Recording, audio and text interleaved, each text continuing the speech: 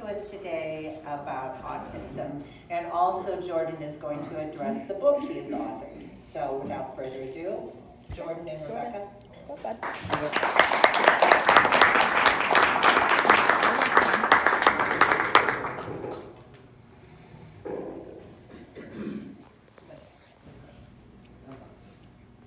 Jordan said he felt like a president.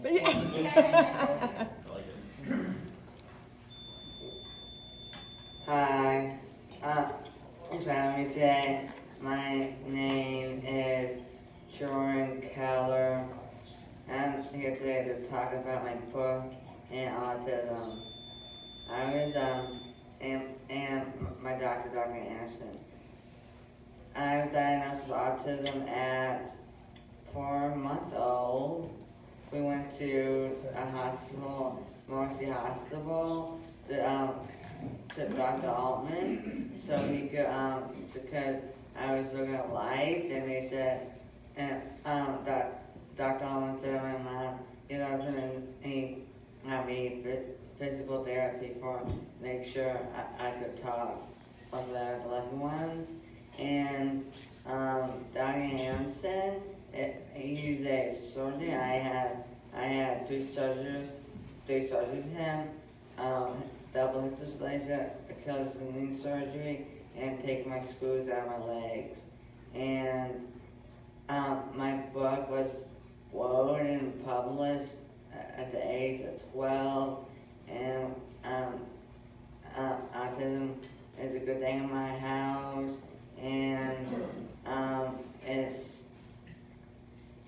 and some people, they talk about development helped me a lot to make sure I could talk and stuff, because some people like can't, and autism is like is zebra autism.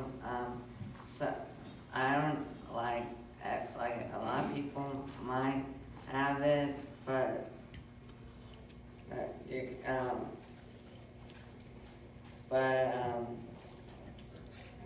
my mom told Dr. Altman, Dr. Altman told my mom to get me physical therapy as soon as he found out that. And Dr. Anderson is my superhero. He helped me, and we dedicated my book to Dr. Anderson. He is everybody's surgeon. He does leg surgeries. He does, he's busy a lot. One day he had to stand in surgery for 12 hours, and he couldn't even leave the surgery when he did for 12 hours in a row. And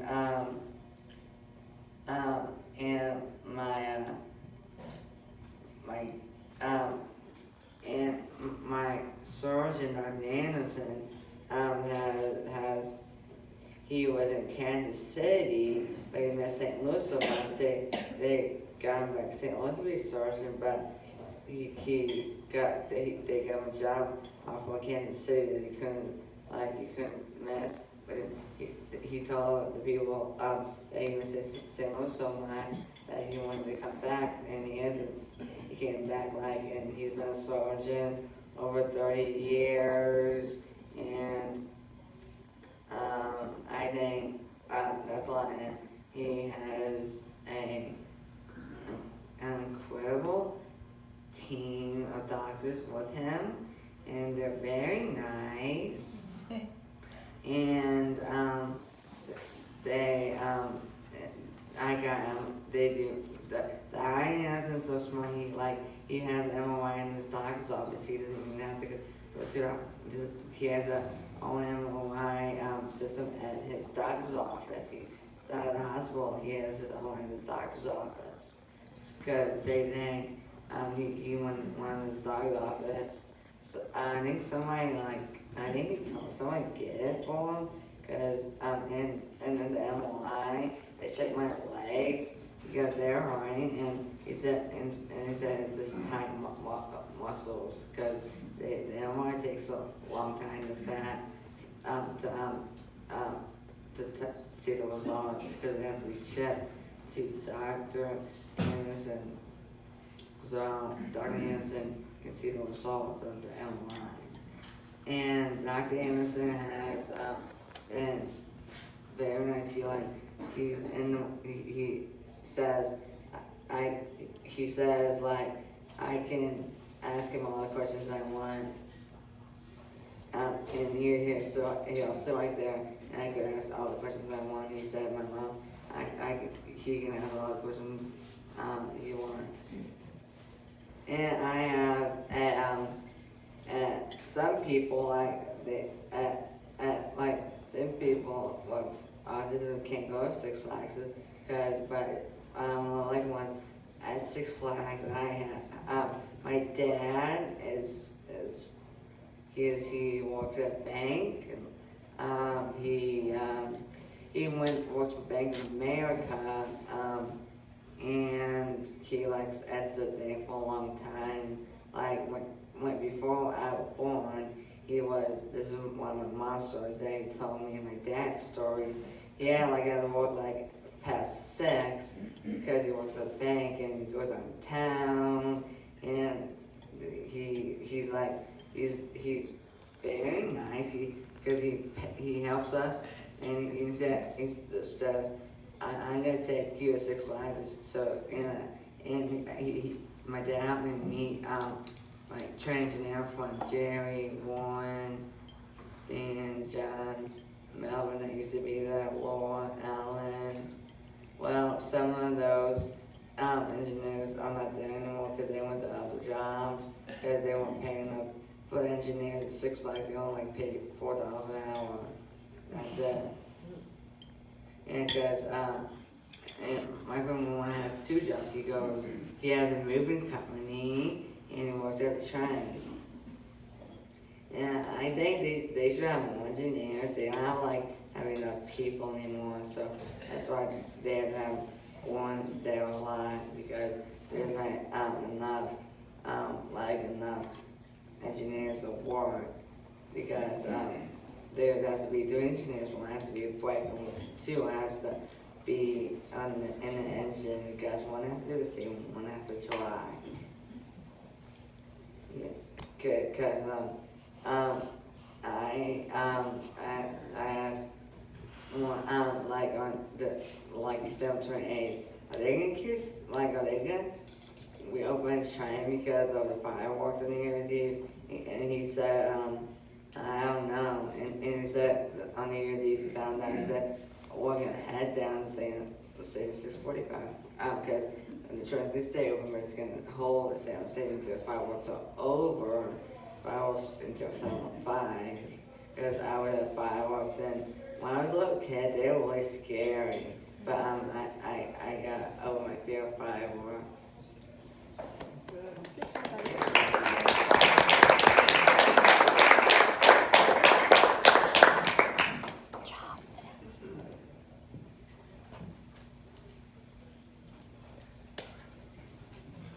Good job, George. Thank you. I have always been told to use your voice for the positive. I did not know that I would have to use that. Obviously, we knew life was going to be crazy when we found out we were having triplets. But we knew something was a little off with Jordan when he came home from the hospital, from the NICU. And we called him our perfect baby at first, but then he screamed 24 hours a day if he was not looking at bright lights. So that's when we went to one neurologist, and he's like, oh, he's fine. And that's when I guess my mom gut instinct kicked in. I'm like, no, he's not fine. So I went to another neurologist that we had been recommended to, and he said, he has autism.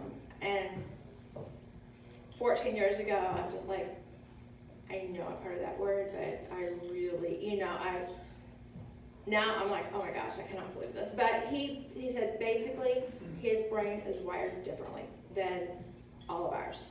And I'm like, well, what am I supposed to do? And he said the best thing for you to do is get PT, OT, and speech.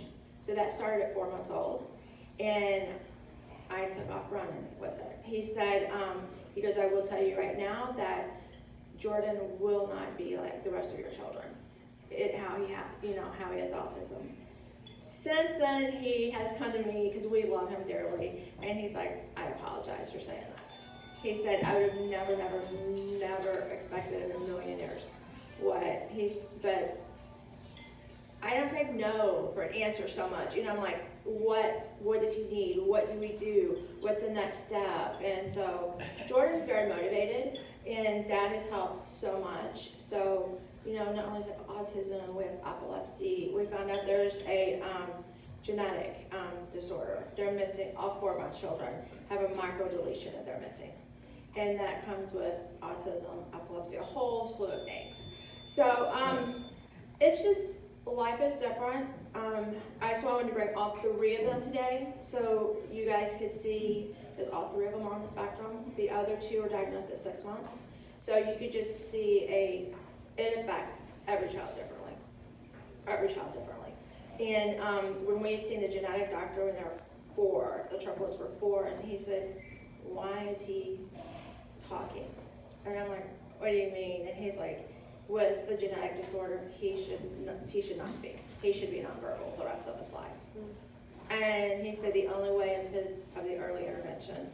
So, as we found out, most children are not diagnosed till they're 4. They can diagnose as early as 18 months.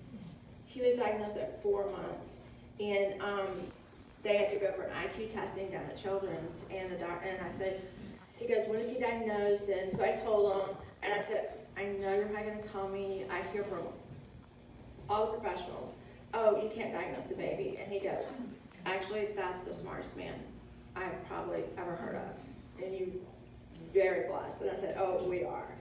So, Jordan, I guess the main issue has been tone issues in the muscles, which is a side effect with some children with autism, but his are very tight, like really tight muscles. So that's how we came with Dr. Anderson, and Dr. Anderson is superb. And because like Jordan was saying about asking questions, Jordan will go to a doctor's office and he will ask almost 1,000 questions.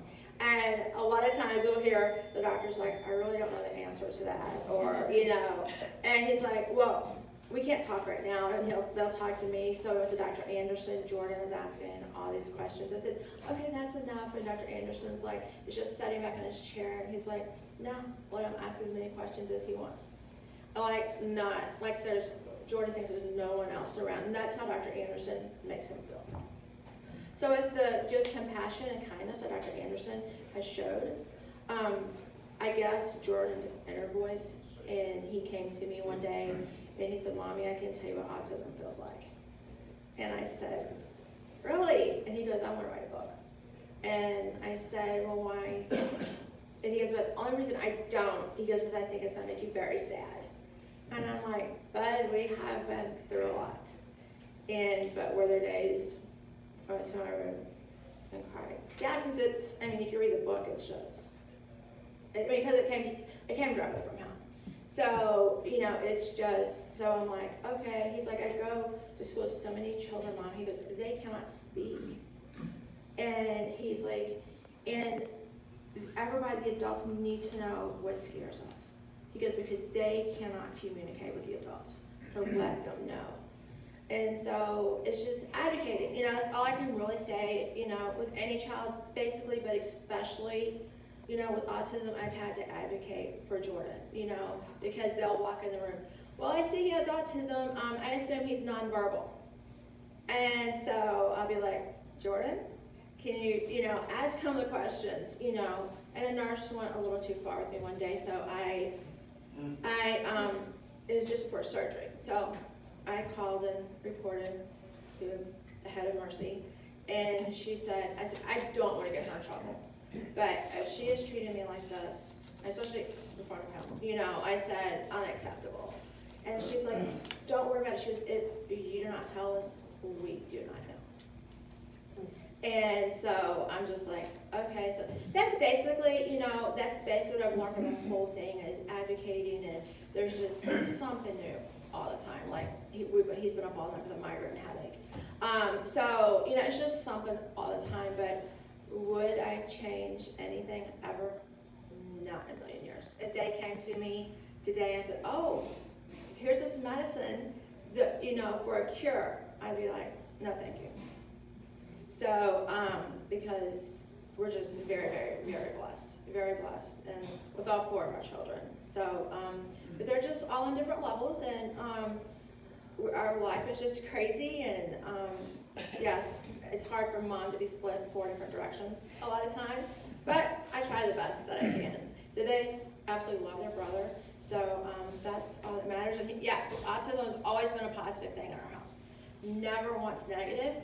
I've explained to all the kids, but Jordan, how many, smart people there are in the world, and like just, we would not have so much. I said, people with autism are brilliant. And so that's just how it is. It's not negative. It's very good in our house. So that's basically it. I just wanted to share. Yes? Quick question. Jordan is an impressive young man. Oh, thank you. So my 2 questions are he and his siblings in SSD and special school districts? They were. And how are they approaching the problem? And secondly, is he self-publishing the book? Is it on Amazon? Yes, it's on Amazon, and What's it called? it's called Jumbled Pieces Autism, and yes, we self-published that one, and it is on Amazon.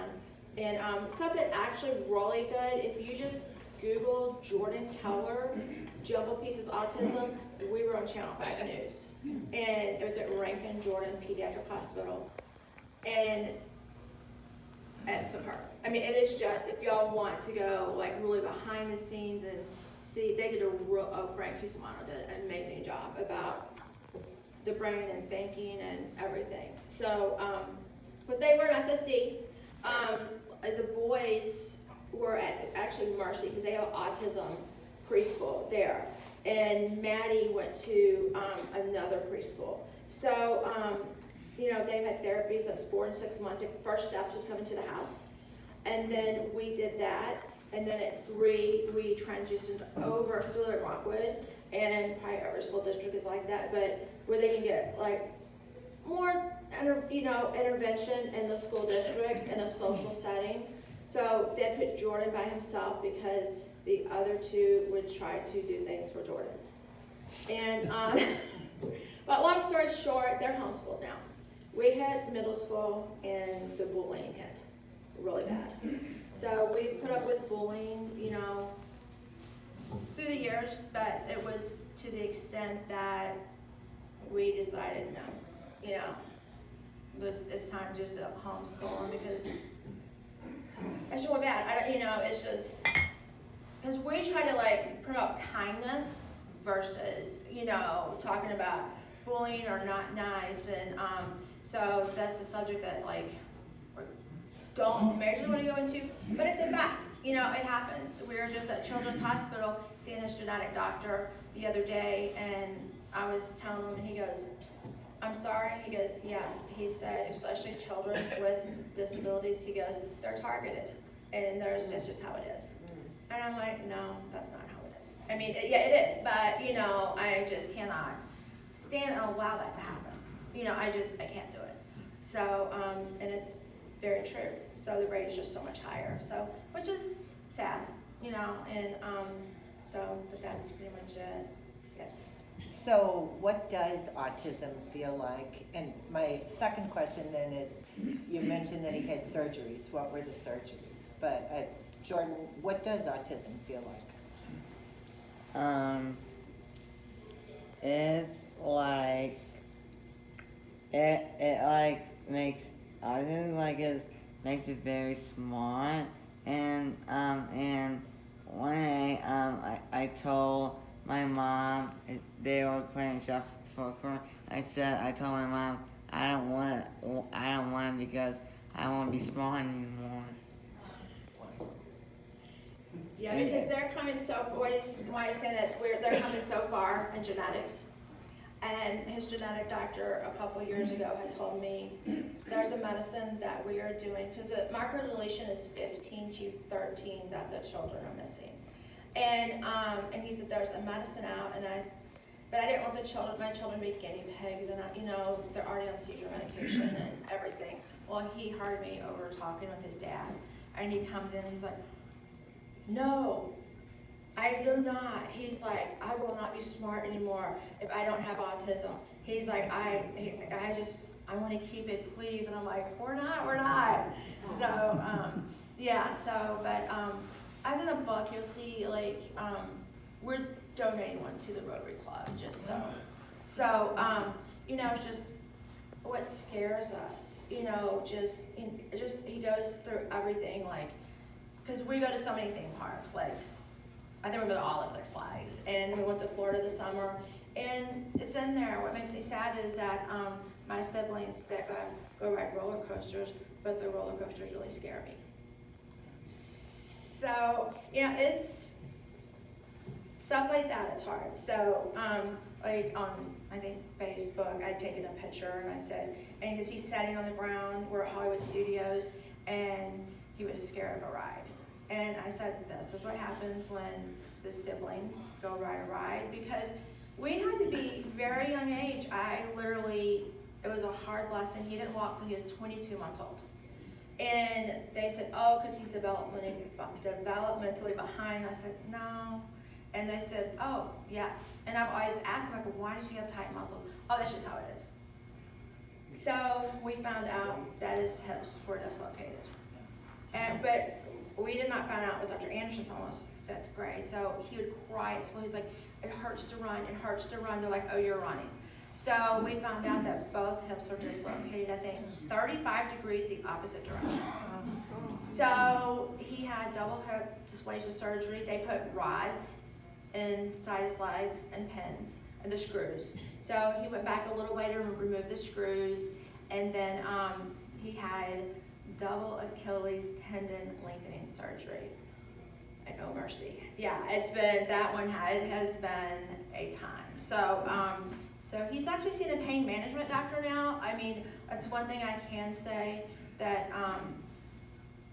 he's had so much physical therapy and stuff, but Dr. Anderson wanted him seeing a pain management doctor, and she is actually a full-fledged doctor. She's a pediatrician, and she has taught me so much. I mean, it is just amazing. So right now, because ever since he's been little, it's like, well, we need to reprogram the brain because the wiring's not there. And so right now they'll harness him up and bring him up off the treadmill, because like how she explained it to me, you know where your arm is in space.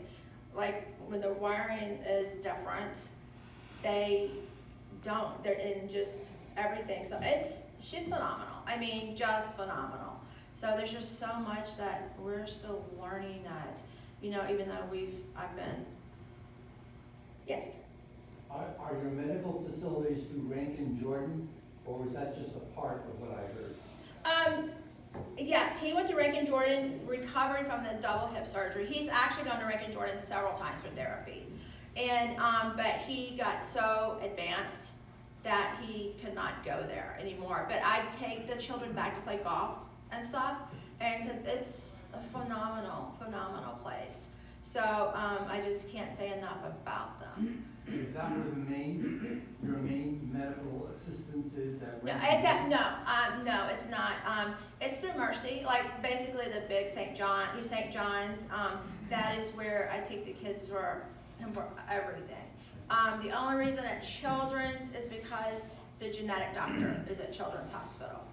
And so that's pretty much, we do everything through Mercy, and, pretty much everything. So, it's just been really good. I mean, because they teach you stuff throughout the years. He has to learn it on his own. Like when he went to preschool at 18 months old, I said, oh, he's not walking. And she goes, that's fine. She goes, if you think we're going to carry him, it's not going to happen. I went out to the van, I cried for 30 minutes. Where am I leaving my baby? But we learned early on, Jordan has to meet the goals himself. We cannot do it for him, we cannot baby him. Now, he's very fortunate. He's a triplet because he's just been one of the triplets. But his siblings help him. If he can't do stuff like, the line is really long at Six Flags one time, they're standing and balancing so he can balance on one leg. So it's just, that's what we've done throughout the years. Yes? Another quick question. There's a spectrum of autism. Yes. And what little I know about it, some of the higher functioning autistic Yes. men and women have phenomenal concentration level. And there are certain jobs that they are amazing at, Yes. higher level jobs. Yes. Because the distractions don't distract them. Exactly. Is he in some sort of a educational training or? Not yet, because he's just gonna be starting high school. I do have to say, he loves trains, loves theme parks, and I cannot say enough for Six Flags here in St. Louis, the train engineers. The child basically knows how to drive a steam train already.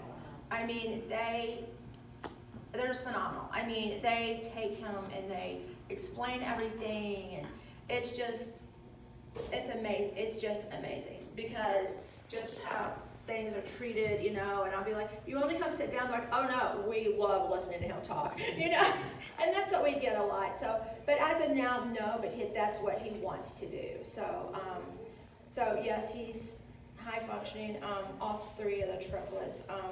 Maddie, she's had a hard time more with memory on some things. She will write stuff down, but she's really with the program. Jacob, he has ADHD off the chart.